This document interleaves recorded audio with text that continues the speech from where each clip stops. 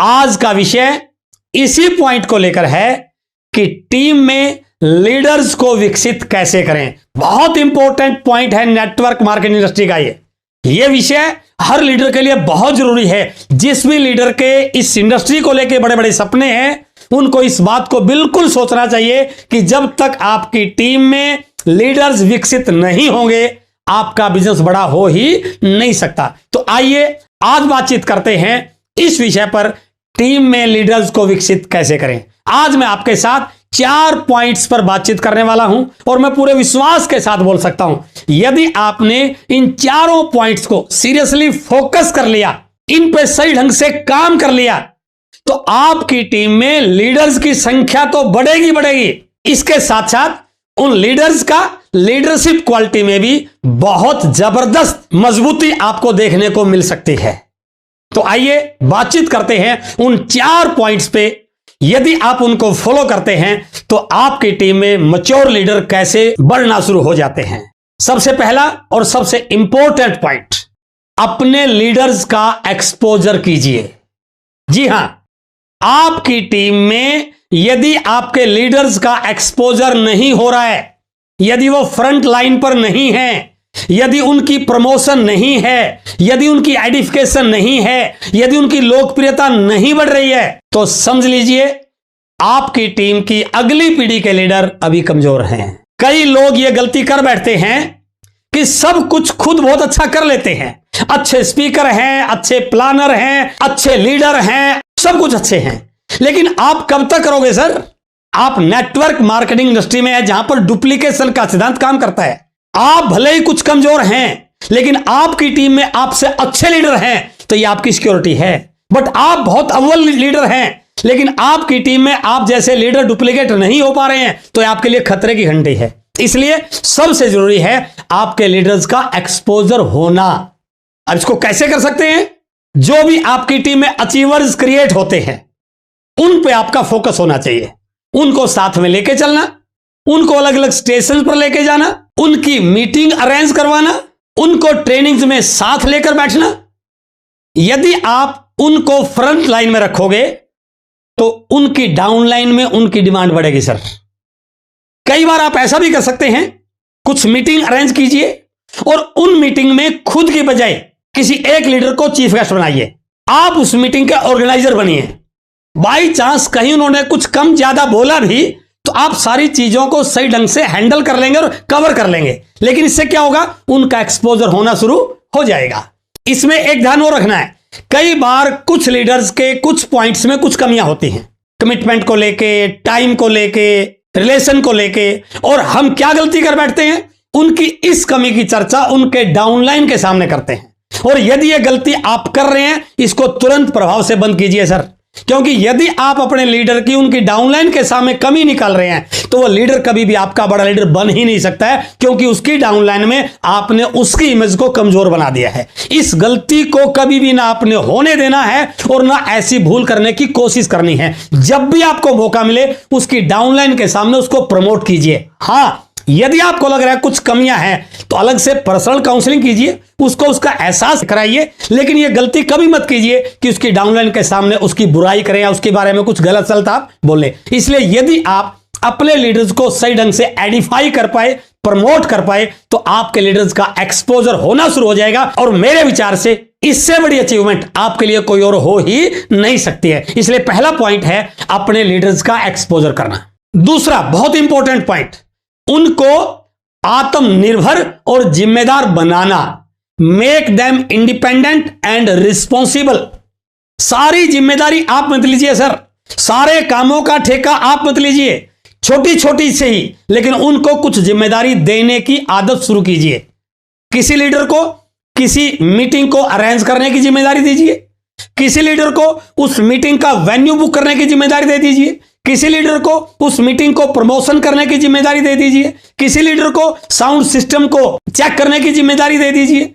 जो भी आपकी एक्टिविटीज हैं, भले ही वो छोटी हैं, उनको शुरू से उन एक्टिविटीज को खुद संभालने की जिम्मेदारी आपको देनी चाहिए, ताकि वो जिम्मेदार बने और इंडिपेंडेंट बने। उन्होंने किसी नए स्टेशन को शुरू किया है, उनको उसकी जिम्मेदारी दीजिए उस स्टेशन को बिल्ड करने की। किसी डेप्थ पॉइंट को बिल्ड करने की जिम्मेदारी आप उनको दे सकते हैं, लेकिन इसमें एक ध्यान रखना है, हो सकता है उनसे कुछ गलतियां हो, बट आपको कभी भी उनकी गलतियों का गुणगान नहीं करना है, उनकी कमी नहीं निकालनी है, बस केवल आपने उनकी पीठ थपथपानी है। हाँ, आप अच्छा कर रहे हैं, इसमें और अच्छा किया जा सकता है, ये पॉइंट इस प्रकार से करोगे तो आपको और अच्छे रिजल्ट मिलेंगे, उनका मनोबल बढ़ेगा सर, उनका कॉन्फिडेंस बढ़ेगा, और यदि उनका कॉन्फिडेंस बढ़ता चला गया तो आपके साथ एक बहुत बड़ी लीडर्स की फौज खड़ी हो जाएगी सर।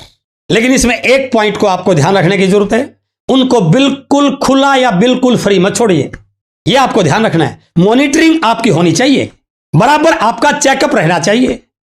कोई भी पतंग तब तक ऊंचा उड़ता है जब तक उसकी डोर किसी के हाथ में होती है, कोई भी खिलाड़ी तब तक बेस्ट परफॉर्म करता है जब तक वो किसी कोच की निगरानी में होता है। इसलिए इसका आपको ध्यान रखना है कि वो इंडिपेंडेंट काम करें, इंडिपेंडेंट काम करने के लिए उनकी हेल्प कीजिए, लेकिन आपकी मॉनिटरिंग लगातार होनी चाहिए। जैसे आपको पता चले कि वो कुछ ऐसी एक्टिविटी कर रहे हैं, आपको तुरंत उनके साथ बैठकर बातचीत करनी चाहिए और उनकी उस कमी को सॉर्ट आउट करके उनको सही काम करने के लिए तैयार करना चाहिए। इसलिए दूसरा पॉइंट बहुत इंपॉर्टेंट है कि उन लीडर्स को इंडिपेंडेंट और जिम्मेदार बनाइए, उनके अंदर उनकी बिजनेस के लेवल को लेकर के जिम्मेदारी हो, उनकी जो पिन है उस पिन की क्या जिम्मेदारियां, इसका एहसास उनको हो, आगे उनकी क्या जिम्मेदारियां होने वाली है इस चीज का उनको पता हो। और यदि आप ऐसा कर पाए तो आपकी टीम में लीडर्स के विकसित होने की दर बहुत फास्ट हो सकती है। अब तीसरा और बहुत इंपॉर्टेंट पॉइंट, उनमें एक मैच्योर लीडर वाली आदतें विकसित कीजिए। हो सकता है वो अच्छा स्पीकर हो सकता है वो जिम्मेदार लीडर हो सकता है उसका कमिटमेंट लेवल अच्छा हो सकता है वो बिजनेस को अच्छा ग्रो कर रहा हो, लेकिन यदि एक परफेक्ट और मैच्योर और एथिकल लीडर वाली आदतें उसके अंदर नहीं है तो यह आपके लिए बहुत नुकसान की बात है सर। आपको बराबर चेक करना चाहिए उसका टीम के साथ रिलेशन कैसा है, टीम के साथ बॉन्डिंग कैसी है, फील्ड में किस प्रकार की एक्टिविटी करता है, वो कहीं फॉल्स कमिटमेंट करके बिजनेस तो नहीं लेके आ रहा है, जहां उसने टाइम दिया उस टाइम पर सही पहुंचता है कि नहीं पहुंचता है, कोई कहीं पैसे का लेन देन तो नहीं हो रहा है, उसकी इमेज उसकी टीम में किस प्रकार की बन रही है। इन चीजों को आपको चेक करना चाहिए और उनके साथ बराबर हर महीने काउंसलिंग करके इन चीजों पर डिस्कस करना चाहिए। यदि वो अच्छा लीडर है और आपने उसके अंदर एक मैच्योर लीडर वाली आदतों को विकसित करने में हेल्प कर दी तो आपकी टीम का सबसे धुरंधर लीडर बन सकता है। इसके साथ साथ कुछ चीजें और उसको मैच्योर लीडर बनाने में आप चेक कर सकते हैं। सेल्फ डेवलपमेंट को लेके उसकी क्या तैयारी है, यदि वो खुद पे इन्वेस्ट नहीं कर पा रहा है, सीखने पे फोकस नहीं कर रहा है, ट्रेनिंग काउंसलिंग में नहीं जा रहा है, तो ये भी आपका कमजोर पॉइंट है सर। ये आपने व्यवस्था करनी है कि वो लगातार सीखे। बुक्स को लेके उसका एटीट्यूड क्या है, वो किताबें पढ़ता है कि नहीं पढ़ता है, अपलाइन के संपर्क में रहता है कि नहीं रहता है, बिजनेस को बढ़ाने वाली एक्टिविटीज को सही पॉजिटिव तरीके से फॉलो कर रहा है कि नहीं कर रहा है, 6 बेसिक्स 8 को स्टेप्स को 7 कार्डिनल रूल्स को कितना फॉलो कर रहा है। यदि वो इन चीजों को फॉलो कर रहा है तो मैं दावे से कह सकता हूं आज आपका बिजनेस वॉल्यूम कितना है कोई फर्क नहीं पड़ता। इस प्रकार के लीडर डेवलप हो गए तो आप इस इंडस्ट्री के बादशाह बन जाओगे सर। इसलिए तीसरा पॉइंट है कि आपके लीडर्स में एक मैच्योर और एथिकल लीडर वाली आदतें विकसित करना। अब चौथा और लास्ट पॉइंट, उनको उनकी स्ट्रेंथ्स का एहसास कराना। हर लीडर में हर व्यक्ति में कोई ना कोई प्रतिभा छिपी होती है, बट कई बार हमें खुद की प्रतिभा का पता नहीं होता।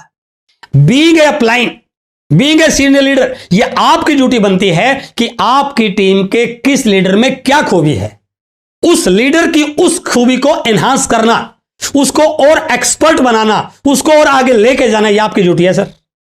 उसको पता नहीं है, आपको लगा यह लीडर मेरी टीम का एक अच्छा स्पीकर है, अब आपको उसको और बड़ा स्पीकर बनने के लिए, नेशनल लेवल का स्पीकर बनने के लिए किन किन चीजों की जरूरत है, उसमें आपकी क्या हेल्प कर सकते हैं, यह आपकी टॉप प्रायोरिटी होनी चाहिए।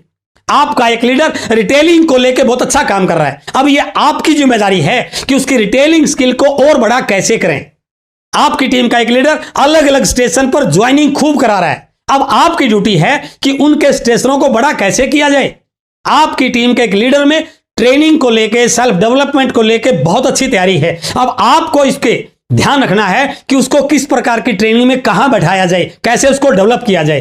कोई टीम की काउंसलिंग को लेके अच्छा होगा, कोई प्लान ओवर अच्छा होगा, कोई बिजनेस को बूम करने वाली एक्टिविटी में ज्यादा एक्सपर्ट होगा, कोई लीडर्स निकालने में एक्सपर्ट होगा, कोई नंबर ऑफ अचीवर निकालने में एक्सपर्ट होगा, कई लोगों की बिजनेस को बढ़ाने की क्वालिटी बहुत अच्छी होती है। तो आपको यह ध्यान रखना है कि जिस लीडर में जो खूबी है उसको बड़ा कैसे करें। इसमें आपको एक पॉइंट पर और काम करना चाहिए। जिस प्रकार से कुछ लीडर्स में अच्छी खूबियां हैं, इसी प्रकार से कुछ लीडर्स में कुछ कमियां भी मिलेंगी। अब आपको ध्यान रखना है, यदि किसी लीडर में किसी पॉइंट में कोई कमी है तो आप उस एक्सपर्ट लीडर की मीटिंग, काउंसलिंग उस टीम के साथ करवा सकते हैं। आप खुद उसमें पार्टिसिपेट कर सकते हैं, ताकि जिस लीडर में किसी पॉइंट को लेकर कमी हो तो वो उन पॉइंट्स को उस लीडर से सीख के, उस मीटिंग से सीख के, उन बुक्स से सीख के, उन वीडियो से सीख के, ताकि वीकनेस वाली पॉइंट्स को आप कवर कर सकें और आपकी टीम के लीडर्स में एक जबरदस्त ग्रोथ आए, कॉन्फिडेंस आए, मैच्योरिटी आए, ताकि आप फक्र कर सकें कि मेरी टीम इंडिया की नंबर 1 टीम है। मुझे पूर्ण विश्वास है आज की ये वीडियो आपकी टीम के लीडर्स को विकसित करने में आपके बिल्कुल काम आने वाली है। इस वीडियो को आपको हर लीडर के साथ शेयर करना चाहिए, इसको बार बार सुनना चाहिए, और यदि आपने इस चैनल को अब तक सब्सक्राइब नहीं किया है, इसको जरूर सब्सक्राइब कीजिए, ताकि आने वाले टॉपिक्स की प्रॉपर जानकारी आप तक सही समय तक पहुंच सके। बहुत बहुत धन्यवाद। Thank you very much.